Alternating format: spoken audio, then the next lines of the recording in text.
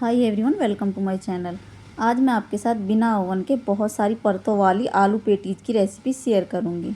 सभी लोगों ने अपने कॉलेज टाइम में कैंटीन में कभी न कभी आलू पेटीज़ ज़रूर खाई होगी, लेकिन सबको समझ में नहीं आता है कि बिना ओवन के इसे घर में कैसे बनाएं। तो घर में बिना ओवन के भी बिल्कुल आसान तरीके से बना करके तैयार करेंगे। तो आप इन पेटीज़ों की परतों को देखिए, एकदम अलग अलग दिख रही है और बहुत ही ज़्यादा क्रिस्पी और टेस्टी आलू पेटीज़ बनती है। तो आप एक बार घर में ये आलू पेटीज़ मेरे तरीके से बना करके ज़रूर ट्राई कीजिएगा। खाने में बहुत ज़्यादा टेस्टी लगती है। तो चलिए इसे बनाना शुरू करते हैं। आलू पेटीज़ बनाने के लिए सबसे पहले एक परात में मैदा लेंगे। तो मैंने यहाँ पर 1.5 कप मैदा ले लिया है। मैदे को छान कर लीजिएगा, मैंने इसे पहले ही छान लिया था। अब इसमें टेस्ट के अकॉर्डिंग नमक डाल देंगे। अब यहाँ पर थोड़ा सा रिफाइंड ऑयल डालेंगे। अभी मैंने 1/4 कप ऑयल लिया है, तो थोड़ा सा डाला है और इसे मिक्स कर लेंगे।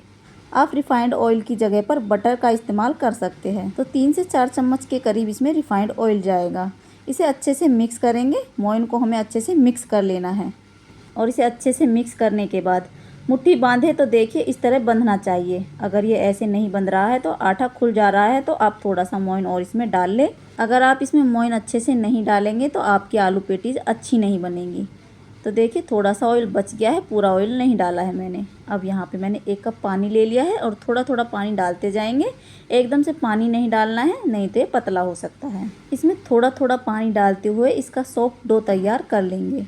तो यहाँ पर हमारा डो तैयार हो गया है और आप देख सकते हैं कितना ज़्यादा सॉफ्ट डो मैंने यहाँ पर तैयार किया है। देखिए ऐसे ही सॉफ्ट डो हमें तैयार कर लेना है। इसके बाद हम आटे को अच्छे से इकट्ठा करेंगे और इसे ढक करके थोड़ी देर के लिए रखेंगे। तो देखिए 1 कप पानी लिया था और आधे कप के करीब इसमें पानी लगा है।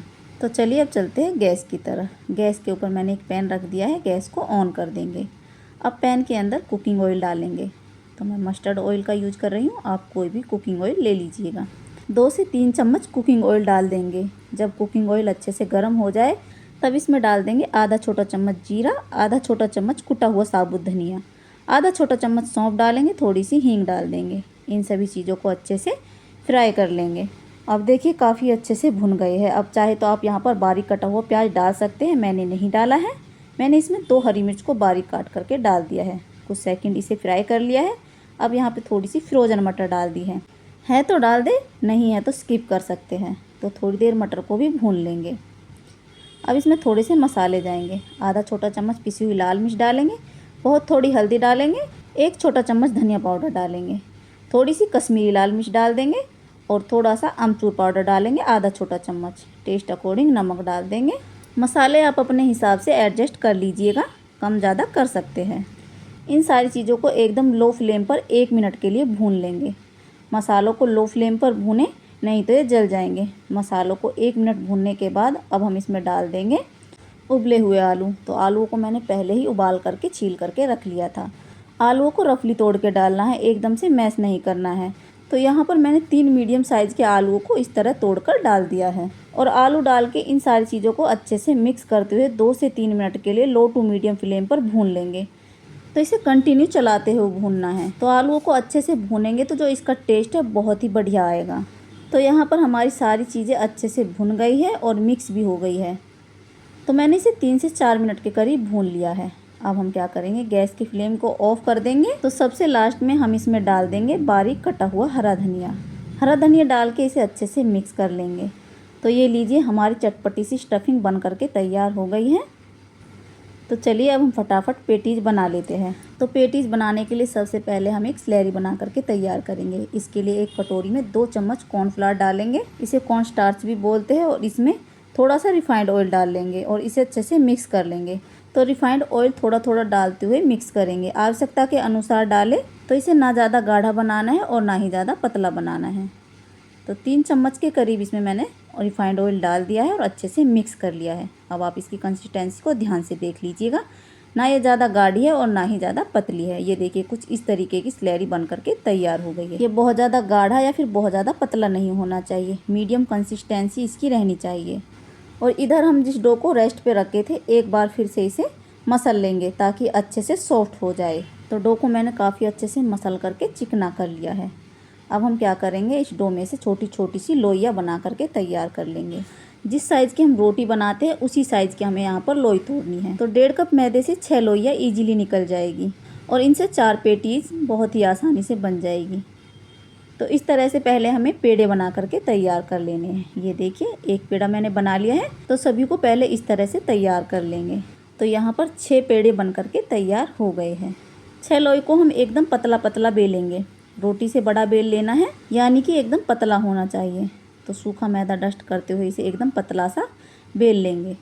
तो एक रोटी को मैंने बेल करके तैयार कर लिया है। अब आप देखिए कितनी पतली है, इसकी थिकनेस को आप ध्यान से देख लीजिएगा, एकदम पतली सी है।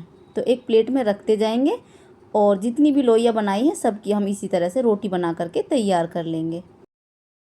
तो जितनी ज़्यादा पतली शीट रखेंगे आप रोटी की, उतने ही आपके पेटीज बहुत ही क्रिस्पी बनेंगे।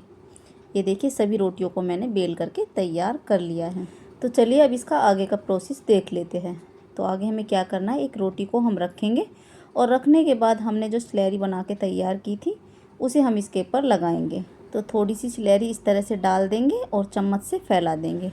आप चाहे तो हाथ से भी इसे ईजिली फैला सकते हैं। ये देखिए इस तरह से इसे सब तरफ से फैला लीजिएगा। ज़्यादा स्लैरी नहीं लगानी है, 1 चम्मच से कम ही स्लैरी यहाँ पर लगानी है। इसके बाद इसमें सूखा मैदा छिड़क देंगे और मैदा छिड़कने के बाद एक दूसरी रोटी उठाएंगे और इसके ऊपर इसे चिपका देंगे। और चिपकाने के बाद हम फिर से स्लैरी लगाएंगे और फिर से सूखा आटा छिड़केंगे और फिर से तीसरी रोटी लगा देंगे। सेम इसी तरीके से 6 रोटियों को एक के ऊपर एक लगा देना है। तो यहाँ मैंने 6 रोटी को एक के ऊपर एक चिपका दिया है। और अब एक चाकू ले लेंगे और एक चाकू की हेल्प से इसके किनारों को कट कर देंगे। तो देखिए कुछ इस तरीके से काटना है, बहुत ही इजीली कट हो जाएगा। इस तरह चकले को घुमा करके काट लीजिएगा। तो इस तरह से आप चकले को घुमाते हुए काटेंगे, बहुत ही अच्छे से कट हो जाएगा। इसी तरीके से मैंने चारों किनारों को कट कर दिया है। अब जो किनारों वाला पार्ट है इसे एक प्लेट में रख देंगे। इसका क्या यूज होगा मैं आगे बताऊँगी। ये वेस्ट नहीं जाएंगे, इसे भी हम यूज में ले लेंगे। तो इसे एक प्लेट पे रख करके अभी साइड में रख देते हैं। तो इसके मैंने चारों किनारों को निकाल दिया है और चारों किनारों को निकालने के बाद इसमें 4 पीसीज कर लेंगे। तो पहले इधर बीच से कट लगाएंगे, फिर चकला घुमा के इधर बीच से कट लगा लेंगे। बिल्कुल बीच सेंटर से कट लगाना है ताकि जो चारों भाग है ना एकदम बिल्कुल बराबर निकल के आए। तो यहाँ पे हमारे 4 पीस बन के तैयार हो गए हैं। अब हम एक पीस को लेंगे और इसे बेल लेंगे। तो एकदम पतला सा बेल लेना है। तो यहाँ पर मैंने इसे बेल करके तैयार कर लिया है। तो चलिए अब इसकी स्टफिंग कर लेते हैं। तो आलू का मसाला लेंगे और ऐसे हाथों से इसका लंबा सा शेप कर देंगे और लंबा सा करने के बाद इसके ऊपर रखेंगे। रख के इसके ऊपर थोड़ा सा हम पानी लगाएंगे। पानी को हमें अच्छे से चारों किनारों पर लगाना है ताकि तेल में जाने के बाद खुले ना। अगर आप पानी अच्छे से नहीं लगाएंगे तो तेल में जाने के बाद ये खुल जाएगा और सारा तेल इसके अंदर भर जाएगा और इसकी स्टफिंग बाहर निकल जाएगी। तो इसका एक किनारा उठाएंगे और दूसरे किनारे से चिपका देंगे। तो चारों तरफ से इसे अच्छे से चिपका दें, हल्के हाथ से प्रेस कीजिएगा ताकि एकदम अच्छे से सेट हो जाए। ये लीजिए बहुत ही बढ़िया आलू पेटीज बन करके तैयार हो गई है। आप देख सकते हैं कितना अच्छा तैयार हुआ है।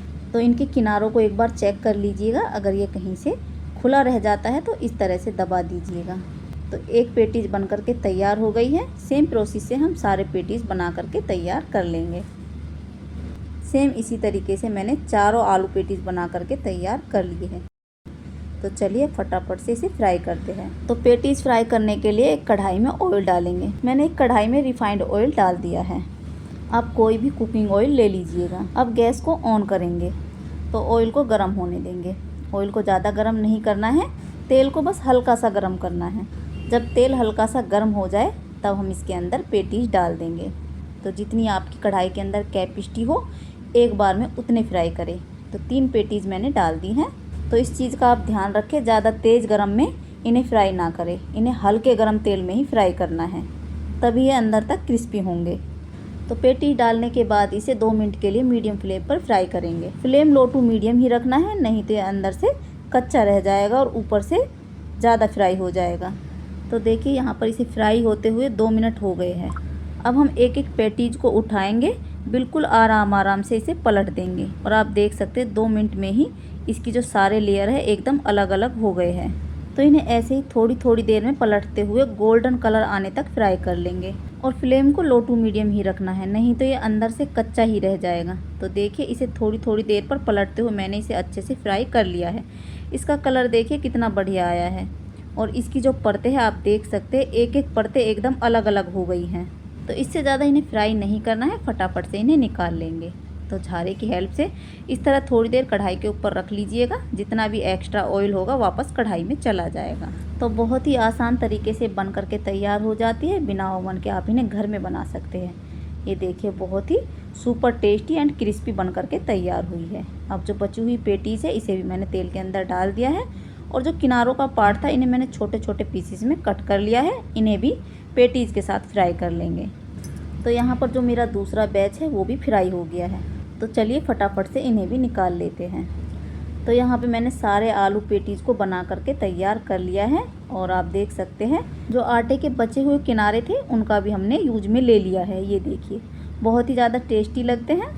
आप इन्हें इस तरह से बना करके स्टोर करके रख सकते हैं, चाय के साथ बहुत ही ज़्यादा टेस्टी लगते हैं। अब आप देखिए कितने बढ़िया से आलू पेटीज़ बन करके तैयार हुए हैं। मैंने इसे टमाटो केचप के साथ सर्व कर दिया है। आप चाहे तो इन्हें कोई भी अपनी मनपसंद चटनी के साथ एंजॉय कर सकते हैं, बहुत ही ज़्यादा टेस्टी लगते हैं। ये देखिए हमारी एक एक परतें कैसे अलग अलग हुई है। इसे देख के आपको लगेगा ही नहीं आपने इसे घर में बनाया है। जब आप बनाएंगे ना तो आपको बिल्कुल भी विश्वास नहीं होगा कि आप इस आलू पेटीज़ को घर में बना के तैयार किए हैं, इतना ज़्यादा बढ़िया बनता है। ये देखिए एक पेटीज़ को मैं आपको नज़दीक से दिखा रही हूँ तोड़ करके, कितना ज़्यादा क्रिस्पी है। बस आपको बेलते समय ध्यान रखना है, जब आप इसकी शीट बनाएं तो एकदम पतली पतली सी बना करके तैयार करें, तो आपकी जो पेटीज़ है एकदम बढ़िया बन करके तैयार होगी। तो लीजिए सुपर टेस्टी पेटीज़ एंजॉय कीजिए। अगर आपको ये वीडियो थोड़ी सी भी अच्छी लगी हो तो लाइक शेयर सब्सक्राइब ज़रूर कीजिएगा। फिर मिलते हैं नेक्स्ट वीडियो में, तब तक के लिए बाय बाय।